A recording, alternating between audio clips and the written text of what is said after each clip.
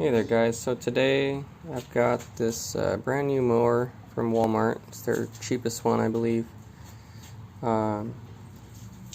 Honestly, probably the most decently reviewed mower that I came across. My neighbor actually has one as well, and it cuts really well, operates well even in wet grass, and he cuts at the lowest setting. So I was pretty impressed with it. I'm going to go ahead and give this a try out today.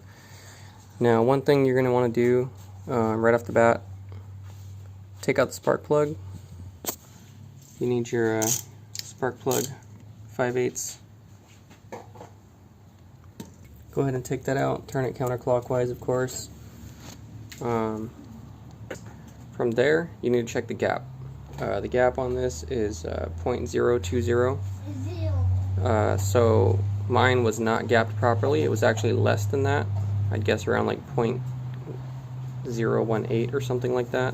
I've got two different deals there, so I've got that one and I've got this one, which has like every gap possible. And so I checked on both to make sure that the tool is accurate, the little gauge thing, and sure enough it was. This was not gapped properly, so I went ahead and gapped it. From there, I'm going to go ahead and stick this back in. Turn it clockwise, obviously, and the torque spec on this is, I think, like 20 Nm, or I think it's like 180 pounds of torque or something like that. Seems like a lot. I don't know. This little aluminum block on this thing, I don't know if it'll be able to handle it, to be honest. So I'm just going to tighten this thing up pretty snug. Okay, so I've got that snugged in there. Place this little rubber boot with that little deal right back over the top.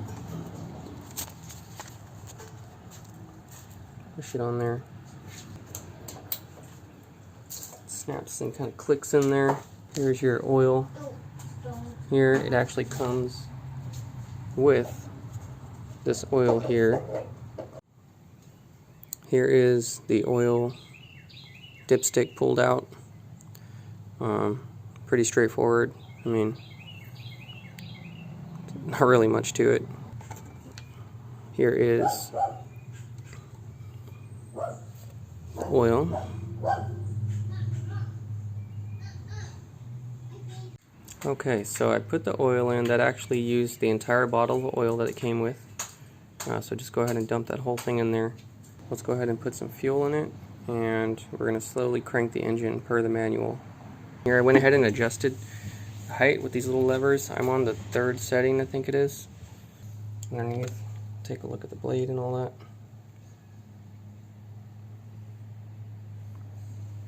So one thing I should mention real quick before we put the fuel, this requires E10, as you can see there.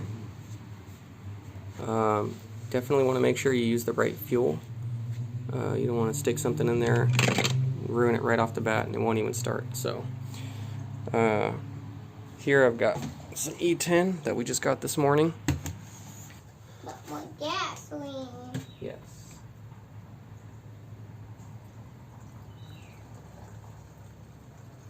Push that button 3 times. 1, 2, 3. And that primes the engine, okay? Let's pull this gently, slowly.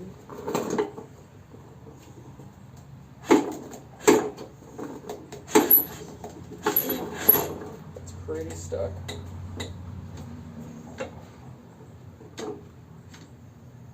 There we go. So that kind of goes there.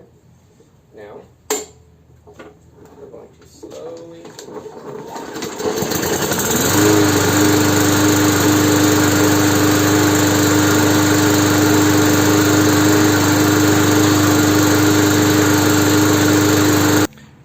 I literally barely pulled that thing, and it just fired up on its own. It basically started by itself.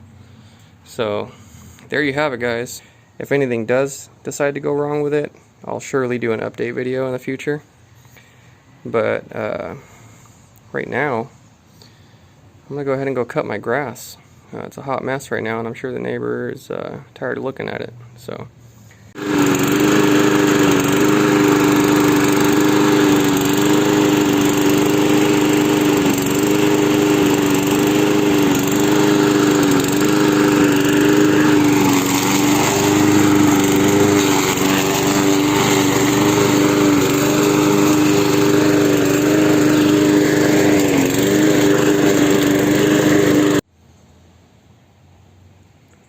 As you can see, I've got some pretty rocky, hilly terrain in my backyard at the present time, and this seemed to take care of it pretty well.